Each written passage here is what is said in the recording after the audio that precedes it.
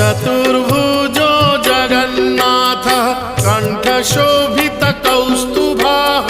पद्मनाभो देवगर्भश्चन्द्रसूर्यविलोकनः जगन्नाथो लोकनाथो नीलाद्रीशः परो हरिः